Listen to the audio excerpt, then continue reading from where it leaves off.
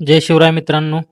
मित्रांनो, राज्य शासनाच्या माध्यमातून राज्यातील ई-पीक पाहणी अर्थात डिजिटल क्रॉप सर्व्हे DCSMH अंमलबजावणीच्या कार्यपद्धतीमध्ये सुधारणा करण्याचा निर्णय घेतलेला आहे आणि याच्या संदर्भातील एक महत्त्वाचा असा जी.आर. 3 ऑगस्ट 2026 रोजी घेण्यात आलेला आहे. ज्याच्या माध्यमातून ई-पीक पाहणी कशी केली जाणार, ओनर्स प्लॉट म्हणजे काय, सहाय्यकाची नेमणूक, त्यांना मानधन या सर्व बाबींबद्दल स्पष्टता देण्यात आली आहे. मित्रांनो, राज्यामध्ये ॲग्रिस्टॅक योजना राबवली जात आहे आणि ॲग्रिस्टॅक योजनेअंतर्गत केंद्र शासनाच्या सेंट्रल डिजिटल क्रॉप सर्व्हे जे काही DCSMHचं ॲप्लिकेशन आहे, त्याच्या माध्यमातून 100% ई-पीक पाहणी केली जाणार आहे आणि याच अनुषंगाने काही महत्त्वाचे असेल बदल करत या अंमलबजावणीची कार्यपद्धती निर्गमित करण्यात आलेली आहे.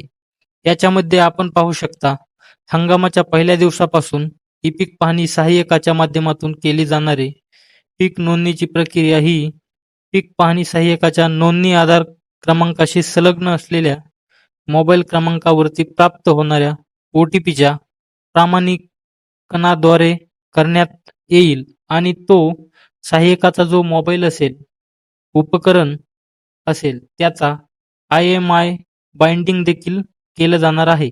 म्हणजे सहाय्यकाला एकाच मोबाईलवरती लॉग इन करून ही ई-पीक पाहणी करता येणार आहे. आता याच्यामध्ये शेतकऱ्यांच्या शेतजमिनीच्या ओनर्स प्लॉट म्हणजे नेमकं काय, तर याच्यामध्ये शेतकऱ्यांच्या अनेक शेतजमिनी असतात. प्रत्येक शेतजमिनीमध्ये शेतकरी विविध पिकांची लागवड करतो. एका शेतामध्ये लावलेली जी काही वेगवेगळी पिकं असतील, त्या प्रत्येक पिकांची नोंदणी सहाय्यकाच्या माध्यमातून केली जाणार आहे आणि अशी वेगवेगळी लागवड केलेल्या प्रत्येक प्लॉटला एक ओनर्स प्लॉट असं नाव दिलं जाणार आहे. याच्यामध्ये शेतकऱ्यांची एक शेत जमीन याला ओनर्स प्लॉट असं म्हटलं जाणार आहे.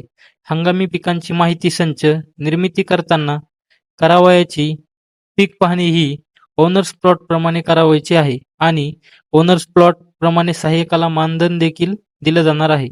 100% ई-पीक पाहणी सहाय्यकाद्वारे करून घेणं ही ग्राम महसूल अधिकाऱ्याची जबाबदारी असणार आहे.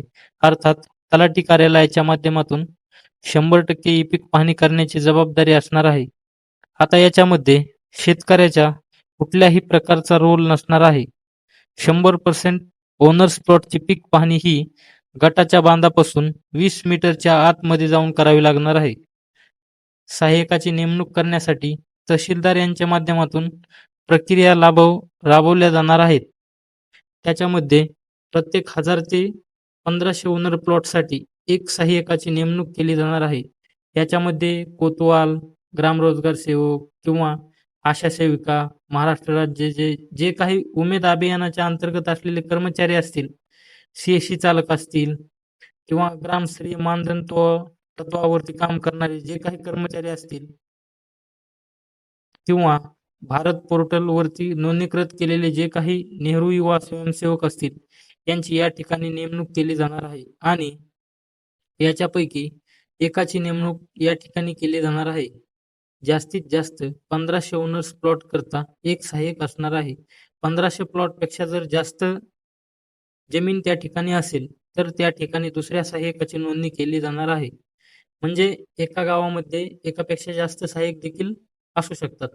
इथं कमी ओनर्स प्लॉट जर असतील, तर 2 गावांचे एकत्रीकरण करून 1500 प्लॉटपर्यंत त्या सहाय्यकाची नेमणूक केली जाणार आहे.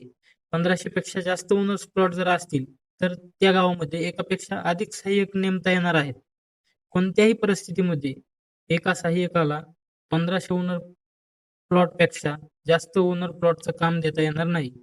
ई-पीक पाहणीची नेमणूक ही केंद्र शासनाच्या वेब पोर्टलवरून ग्राम महसूल अधिकारी किंवा तहसीलदार यांच्या लॉग इन मधून केली जाणार आहे.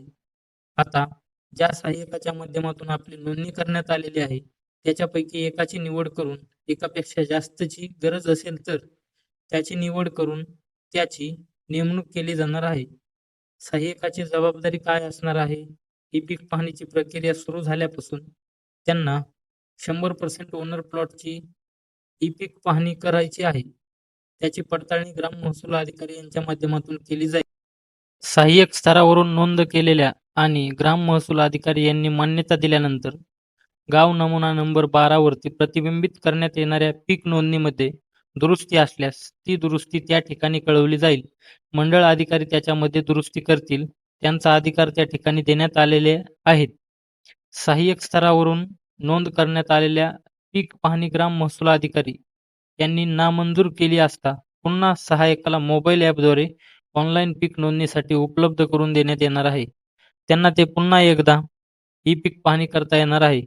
सहाय्यकाचं मानधन याच्यामध्ये सहाय्यक यांना ओनर्स प्लॉट न्याय हंगाम न्याय प्रति ओनर्स प्लॉट ₹10 निर्भीड पिकासाठी आणि ₹12 मिश्र पिकासाठी मानधन देण्यात येणार आहे.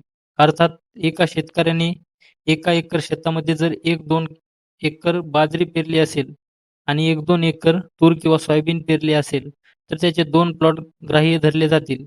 अशा प्रत्येक एका प्लॉटसाठी ₹10 मानधन दिलं जाणार आहे.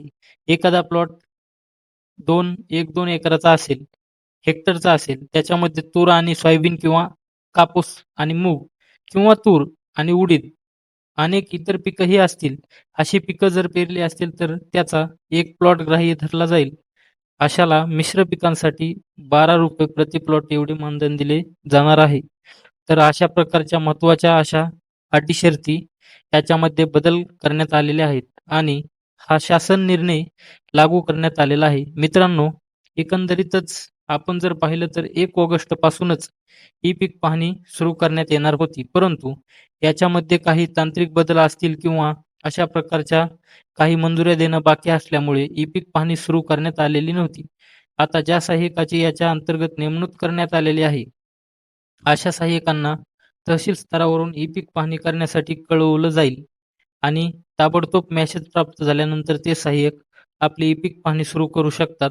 याच्यामध्ये शेतकऱ्यांना कुठल्याही प्रकारची आता कटकट राहिलेली नाही. सहाय्यक स्वतः दिलेल्या प्रत्येक ओनर्स प्लॉटवरती जाऊन 20 मीटरच्या आतमधून आपली ही ई पीक पाहणी पूर्ण करणार आहे. तर मित्रांनो, अशा प्रकारे हा एक महत्त्वाचा असा निर्णय शासनाच्या माध्यमातून 3 ऑगस्ट रोजी घेण्यात आलेला आहे. हा शासन निर्णय जर आपल्याला पाहायचा असेल किंवा डाउनलोड करायचा असेल, तर महाराष्ट्र.gov.in या वेबसाईटवरती हा मिळून जाईल. आपल्याला व्हिडिओ आवडला असेल तर लाईक, शेअर, सबस्क्राईब करा. धन्यवाद. मिळूया पुढील अशाच अपडेटसाठी. तोपर्यंत इथेच थांबू. धन्यवाद.